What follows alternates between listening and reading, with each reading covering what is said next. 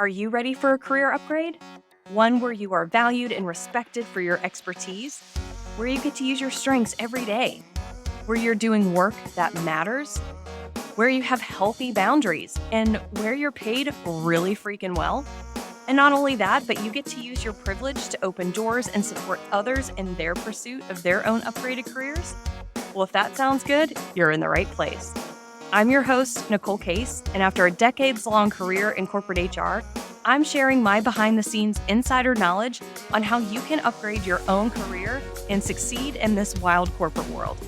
Each episode will have practical, actionable takeaways that you'll be able to implement right away with some healthy doses of encouragement and maybe a kick in the pants or two.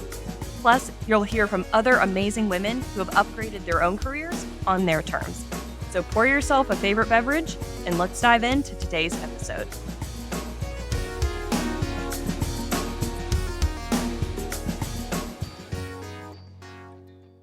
Welcome back to the Upgraded Career Podcast. I'm your host, Nicole Case.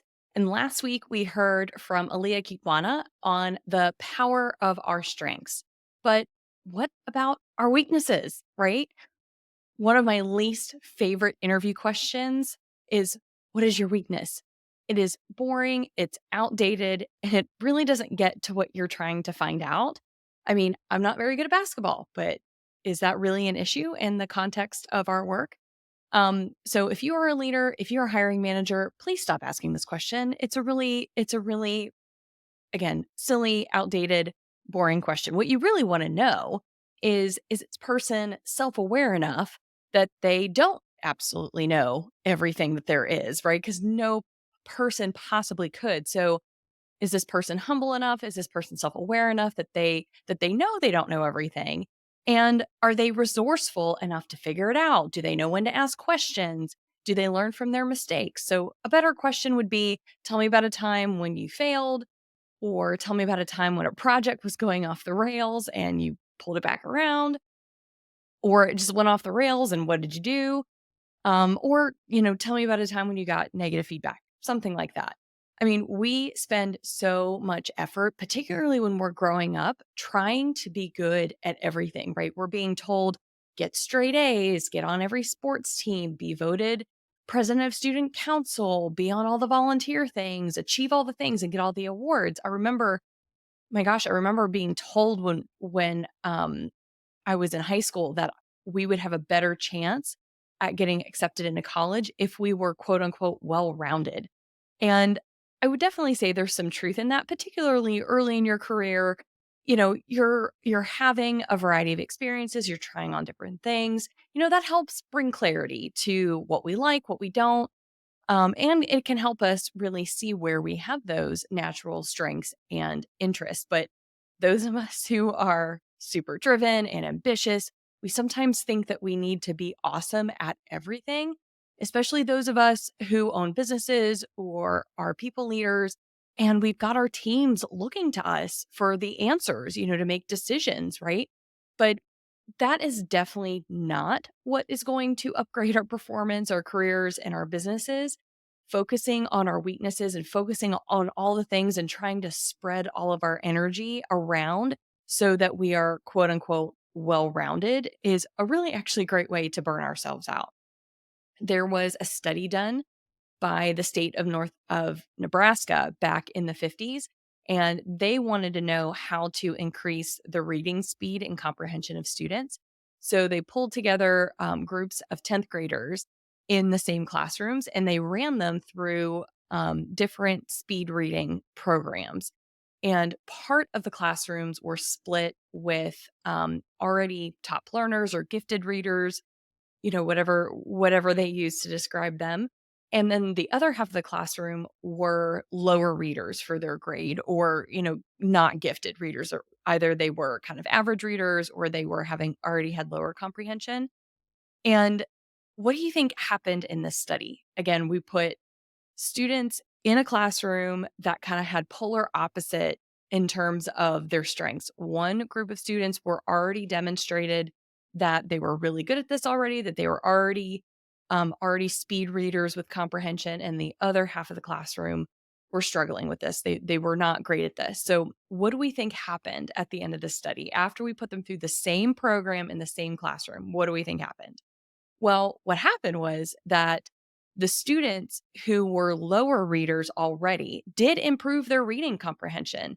They improved it by about 66%, which is great. That's amazing, right? If you're a parent or someone with young kids that you're trying to help them, improve their reading, like to hear that someone who's struggling by putting them through a focused program can increase their reading comprehension by 66%. That's a huge deal, right? So what happened to the other students, the students who were already higher readers or gifted readers? What happened to them?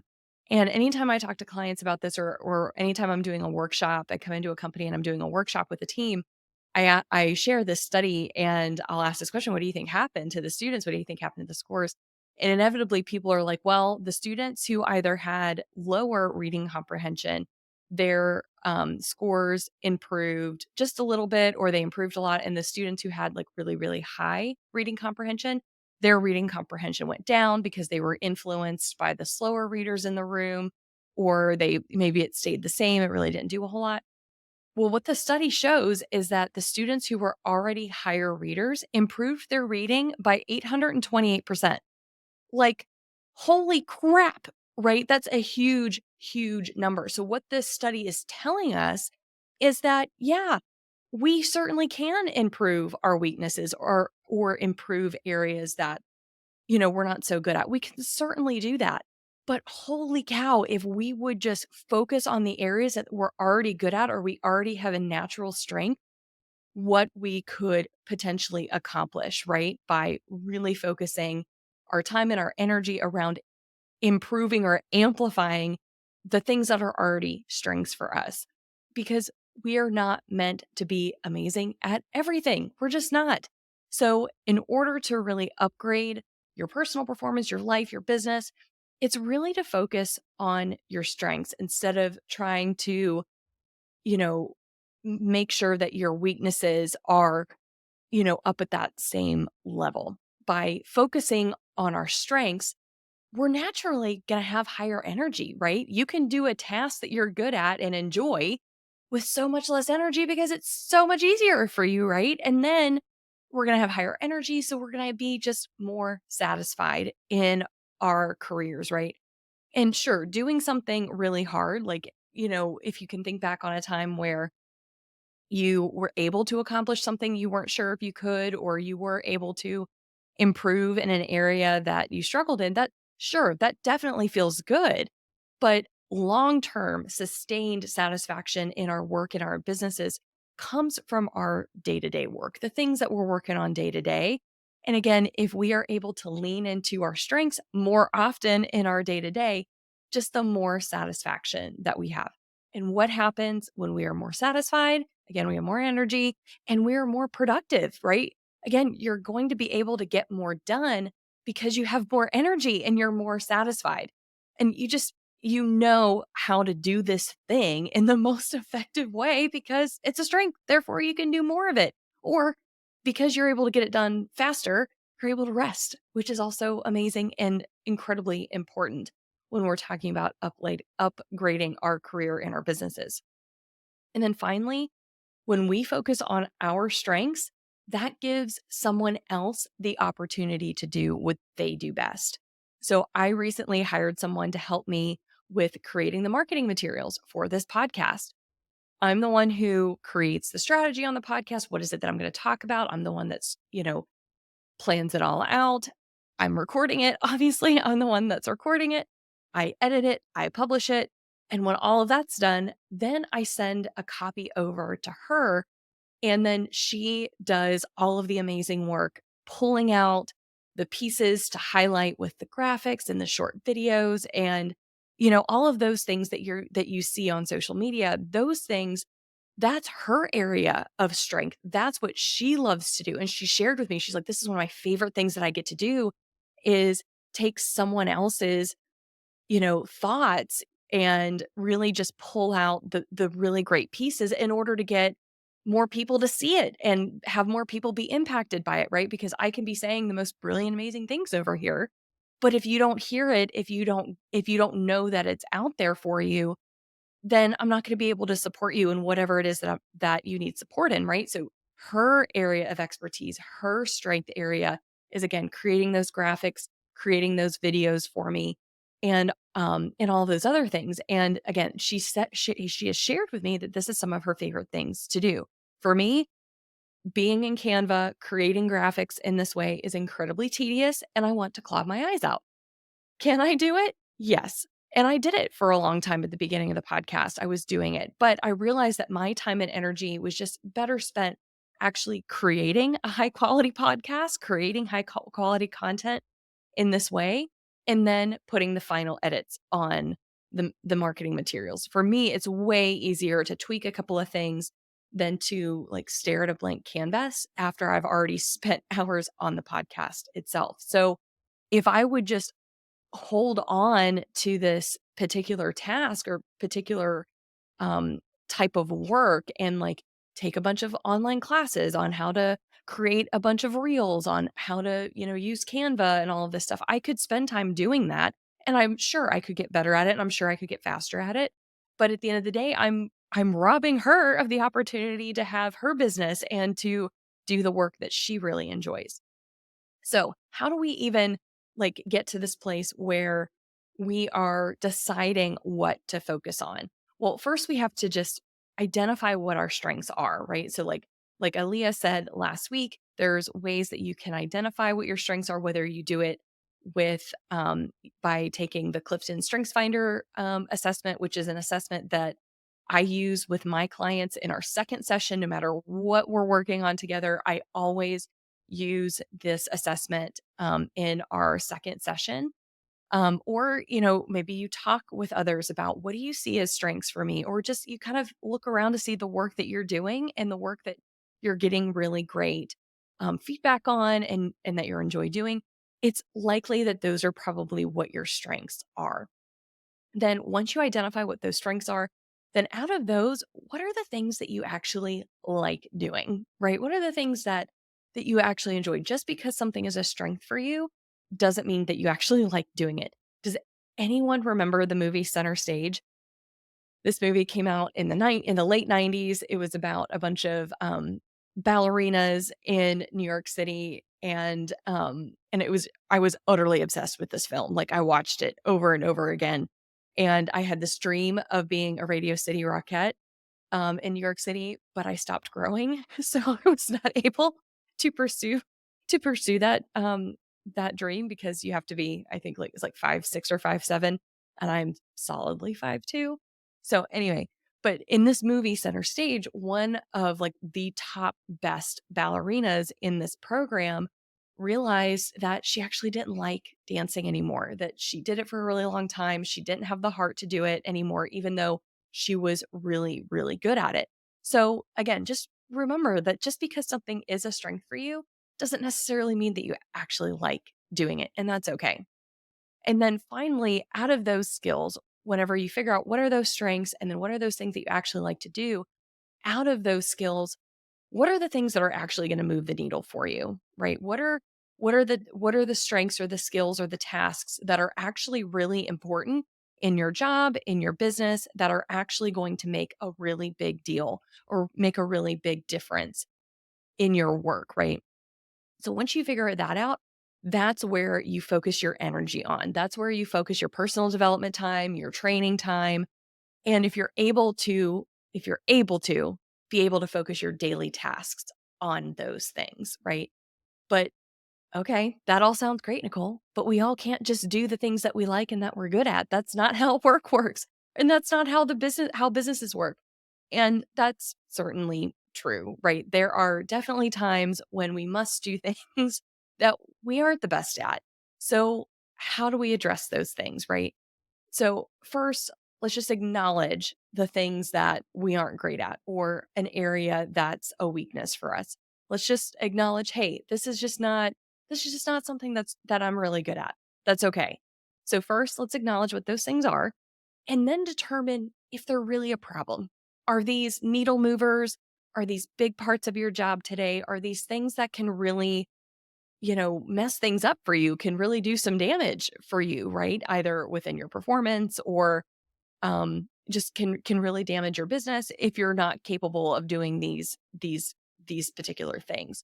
So if it's like, yes, these are things that we need to make sure that we need to be able to do and be able to do well enough, then let's figure out how we can improve those things, right? Just those few things that are actually really important for our work, but let's figure out how to improve them just enough so that they don't get us in trouble. This is not a time to like go all in and go crazy on the personal development, on the training, on being obsessive with trying to improve this particular area, because again, we just need it to be improved enough so that we don't get in trouble. So like if we think back about those students in that study, clearly these students need to be able to read. We all need to be able to read and comprehend what we're reading, right? In order to continue to move forward in education and in work and everything like that. But that's not to say that we need to spend an enormous amount of time, in this area. Maybe what are the other areas of strengths for these students that we want to focus on? Are they better more with math and numbers and things like that? Is that something that they have a better strength in? And let's make sure that they can read and comprehend enough so that they can continue to be successful in school, but maybe then we focus them and their additional training on, again, the math and the science are the things that, they're more naturally good at, and I suspect, again, that they'll probably be more excited to do that work instead, right? So, again, let's figure out how we can improve those things in order to make sure they don't trip us up. Or are we able to outsource that particular task in your business? Like I said, that I outsourced some of those marketing graphics and materials and videos. Can you outsource that? Or can you find something else or find someone else at work that does that thing really, really well? For me personally, another thing that I'm not great at is Excel. I'm actually the opposite of the example I just gave, that I am definitely more of a communicator. I'm definitely better with language and reading and writing and speaking. That's definitely more of my strength area. Numbers and math and things like that. Those were never my strength areas when I was in school. And once I got into the working world, I realized that as part of my role in HR, I needed to learn how to use Excel. I needed to learn how to do pivot tables and how to do VLOOKUPs and stuff like that. And I did. It's part of, my role in HR and looking at data, analyzing data, and then making decisions or influencing decisions based on what that data is telling us. Again, not super great or super fast at Excel, and I don't particularly enjoy spending all my time in there. But I had a role one time. I was at a company, and one of my teammates, he was really, really good at Excel. And actually, the funny thing is, when we looked at our strengths, our strengths finder assessment, my top five strengths were his bottom bottom 30, like 30 some strengths. So my top were his bottom and vice versa. So my bottom strength, or my least strength, I guess, number 34 strength in strengths finders is analytics. And his number one strength was analytics. So once we realized that holy cow, we could be a really great team here, we were able to work it out that he was doing the heavy lifting on the slicing and the dicing of the data and, putting it in a way that was easy to understand. And then he'd come in my office and we'd talk about it. He'd be like, this is how I did it. This is where I got that data. And this is how I sliced and diced it and all of these things. And he'd be so excited to show me. And like, he'd have like a really great afternoon hanging out in his office doing all this Excel stuff. And so then again, when he'd come in and we talk to me about it, then we'd talk about what is it that the data is telling us? How do we need to present this data to our senior executives in order to influence certain decision making, right? And so then I would be the one that would go and actually present this information and speak and actually do the more of the communication side of things. Again, Could he do the communication side of things? Could he go and present as well? Absolutely. But there was just a marked difference between my skill in Excel, his skill in Excel, my skill in communication, and his skill in communication. And we just both recognized, hey, that's where our strengths lie. And where we could, we were able to divide and conquer in that way. Now, today, again, I'm in my business and I don't have someone like him in my business today to help me with this. And that's okay. I know that I need to use Excel in my to run my business, and there's some, accounting things that I have to do and just some admin sort of stuff that I have to do that I just don't enjoy, and I don't frankly have the attention to detail to do very well. Just just yesterday, I was putting together a contract for a corporate client. And again, I needed to read that thing multiple times to make sure all the details were correct, the dates were correct in there. I even had my husband look over it to double check just to make sure I didn't have any errors. Because again, that's just not my area of strength. That's just that minutia detail is not a great strength for me. My strength is going in and delivering the strategy and delivering the program that the company has hired me to do, right?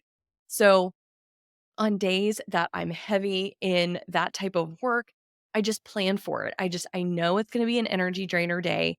So if it's possible, I schedule other energy givers for the day, right? Like I'm going to make sure I go to the gym. Maybe I have lunch with a friend. Or like yesterday when I was working on this contract, I went to one of my favorite coffee shops and did it there just in a really in a place that I really enjoy being. Or maybe sometimes I'll make sure I'm just getting into my comfy clothes and I'm listening to music while and having a favorite beverage while I'm doing this type of work, right? So I recognize that there's just parts of my business and parts of my work that maybe I'm not the best at. I don't have a natural strength in those areas, but I figure it out enough in order to make sure it doesn't mess me up or it doesn't cause harm, right, in the work that I'm doing. So, let's make sure that we are focused on amplifying our strengths and managing our weaknesses. And so, if you like this episode, if you liked what we talked about here, I know that you'll also really like my weekly newsletter full of more strategies and inspiration to upgrade your own career or business. And you can get signed up by going out to NicoleKSpeaks.com/newsletter and you can get signed up there. And of course, as always, I'll be back here next week with a new episode. But in the meantime, remember that your career deserves an upgrade.